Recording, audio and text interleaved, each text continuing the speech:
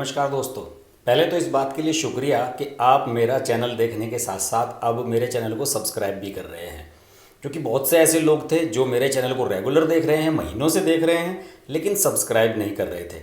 अब मैंने अपील करनी शुरू कर दी है तो लोग सब्सक्राइब कर रहे हैं। धन्यवाद आप सभी का, और उम्मीद है कि जल्द ही हम 2 लाख का आंकड़ा पार कर लेंगे।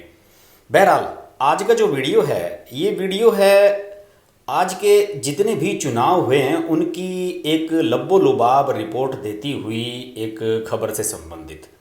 आपको पता ही है कि देश में आज पश्चिम बंगाल में 5वें चरण का मतदान हुआ, जहां पर 45 सीटों पर मतदान हुआ। इसके अलावा देश भर में जितने भी उपचुनाव हो रहे थे उन सभी के लिए भी आज मतदान हुआ। उनकी एक छोटी सी ब्रीफ रिपोर्ट मैं आपके लिए पेश कर रहा हूं, और इसमें सबसे ज़्यादा प्रमुख है पश्चिम बंगाल। पश्चिम बंगाल में 5वें राउंड का मतदान था आज, और इसमें 78.36% मतदान हुआ है। जी हाँ, 45 सीटों पर। मैं ये आंकड़ा रात 11 बजे यानी कि शनिवार की रात 11 बजे तक का आपको बता रहा हूँ। इसके बाद अपडेट्स अभी चुनाव आयोग भी नहीं उपलब्ध करा पाया है, शायद एक दिन बाद कराया जाए। और जहाँ जहाँ पर चुनाव हुआ, जिन इलाकों में, उन जिलों की जो स्थिति है पश्चिम बंगाल की, वहाँ पर वैसे चुनाव शांतिपूर्ण रहा, कोई हिंसा नहीं हुई। लगता है कि चौथे चरण के बाद टीएमसी वालों को भी अकल आ गई है और उन्होंने आराम से मतदान हो जाने दिया। लेकिन 100 लोगों को पुलिस ने गिरफ्तार किया जिन्होंने शांति भंग या चुनाव में बाधा डालने की कोशिश की। इसके अलावा जलपाईगुड़ी इलाके में सबसे ज़्यादा 81.73% मतदान हुआ।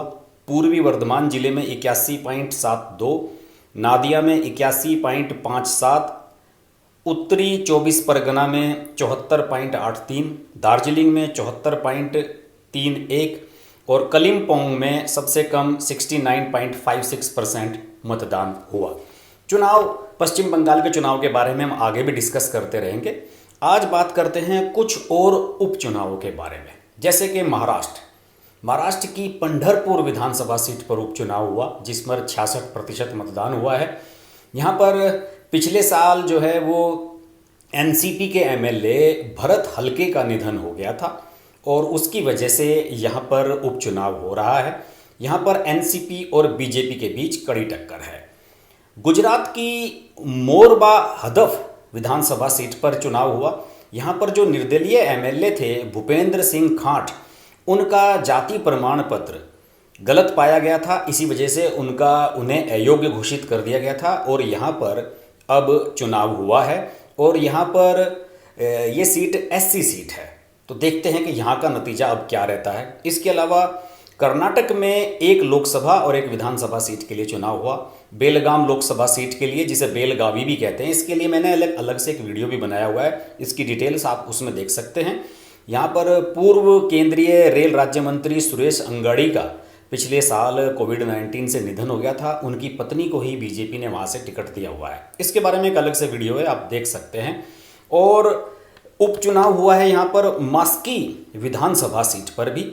यहाँ पर 2018 में कांग्रेस ने ये सीट जीती थी, और वहाँ के बीजेपी में चले गए थे जो यहाँ के विधायक थे, उन्हें अयोग्य ठहराया दिया गया था, और इस वजह से वहाँ पर उपचुनाव हो रहा है। इसके अलावा मध्य प्रदेश की दमोह विधानसभा सीट पर भी उपचुनाव हुआ आज, जिस पर अभी तक जो मेरी जानकारी है 70% वोट डाले गए हैं। यहाँ से बीजेपी के राहुल लोधी और कांग्रेस के अजय टंडन के बीच में मुकाबला है। वैसे राहुल लोधी यहाँ 2018 का जब चुनाव हुआ था मध्य प्रदेश का, जब कमलनाथ सीएम बने थे, तो उस समय कांग्रेस के एमएलए बने थे। लेकिन आपको पता है कि बहुत से कांग्रेस के एमएलए छोड़कर बीजेपी में आए थे, और उपचुनाव के बाद वो चुनाव जीत गए। और ये भी राहुल लोधी भी बीजेपी में आ गए थे, और इस वजह से ये सीट खाली हो गई थी, और अब इन्हें बीजेपी ने अपना प्रत्याशी बना दिया है।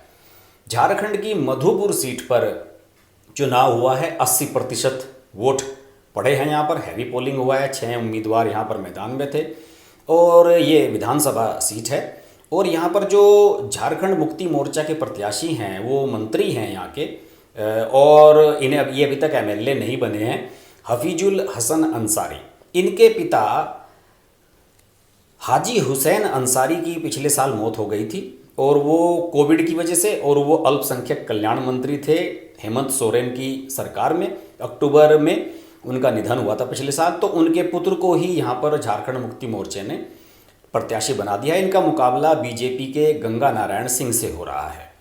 उत्तराखंड की सल्ट विधानसभा सीट पर भी आज चुनाव हुआ। काफ़ी कम पोलिंग हुआ है। जो जानकारी है केवल 43% की है। मुझे लगता है कि कोविड का असर भी देखने को मिल रहा है। और यहाँ पर बीजेपी के नेता जो विधायक थे सुरेंद्र सिंह जीना, उनका पिछले साल नवंबर में निधन हो गया था। इस वजह से सीट खाली हुई थी। तो बीजेपी ने उनके बड़े भाई महेश को यहाँ पर प्रत्याशी बना दिया है।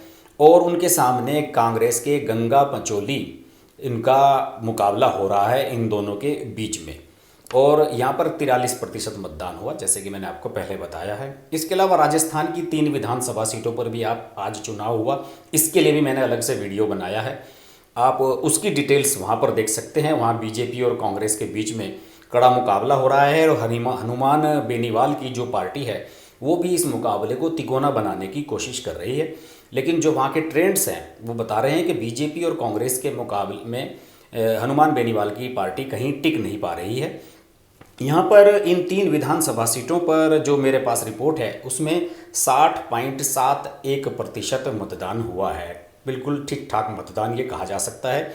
ये सीटें हैं सहाड़ा, राजसमंद और सुजानगढ़। इसके बारे में एक अलग से वीडियो है, आप मेरा वो भी देख सकते हैं। और इसके अलावा मुझे मिजोरम की भी एक सीट पर चुनाव हुआ है और ये है शेरछिप विधानसभा सीट। इस पर 80% मतदान हुआ है। यहाँ के विधायक को दल बदल कानून के तहत अयोग्य करार दे दिया गया था। और जो यहाँ की लोकल पार्टीज़ हैं उनके बीच में यहाँ पर मुकाबला हो रहा है। कोई बड़ी पार्टी कांग्रेस बीजेपी वगैरह यहाँ पर फाइट में नहीं है। तो इस तरीके से कुछ और 1-2 छोटी मोटी विधानसभा सीटों पर और भी चुनाव हैं जिनकी डिटेल्स अभी अवेलेबल नहीं हो पाई है। लेकिन इनमें लब्बो-लुबाब यही देखने को मिला है कि कोविड का असर अब मतदान पर पड़ने लगा है। और अगर पश्चिम बंगाल की मैं छोड़ दूँ, पश्चिम बंगाल में तो आज सबसे ज़्यादा केस आए हैं। रिकॉर्ड आज तक इतने केस नहीं आए, लगभग 7,000 से अधिक कोविड के केस आए हैं। उसके बावजूद भी पश्चिम बंगाल के लोगों का उत्साह देखते बन रहा है। मुझे लगता है कि पश्चिम बंगाल में चौंकाने वाला नतीजा निश्चित रूप से आने जा रहा है। देखिए, किसी भी सीट पर सबसे कम 69% है, जबकि बाकी मैंने जिन सीटों के बारे में बताया, अगर मैं झारखंड को छोड़ दूं, कहीं भी यहाँ पर 70% से ऊपर वोटिंग कहीं हुआ ही नहीं है पूरे देश में। और यहाँ हर जिले में 80%, 81%, 74%, 75% इस तरीके से मतदान हो रहा है। पश्चिम बंगाल के लोग अति उत्साही नजर आ रहे हैं और मुझे लगता है कि उनके उत्साह से कुछ चमत्कारिक रिजल्ट निकलने वाला है। उपचुनाव के बारे में अगर कुछ और डिटेल्स होगी तो अभी हम डिस्कस करेंगे, क्योंकि 2 मई को ही इनकी भी मतगणना होगी, जब बंगाल और बाकी 5 राज्यों की सभी की मतगणना होगी। इन सब उपचुनावों की भी मतगणना उसी दिन होगी। तो अभी कुछ और वीडियो बनाने का मौका उपचुनाव पर है, बात करते रहेंगे। देखते रहिए हर्ष की बात लाइव। नमस्कार। प्लीज़ चैनल सब्सक्राइब जरूर कर लीजिए। अगर आपको हमारी वीडियो पसंद आई तो वीडियो को लाइक करें, चैनल को सब्सक्राइब करें और नोटिफिकेशंस के लिए बेल आइकन को प्रेस करें।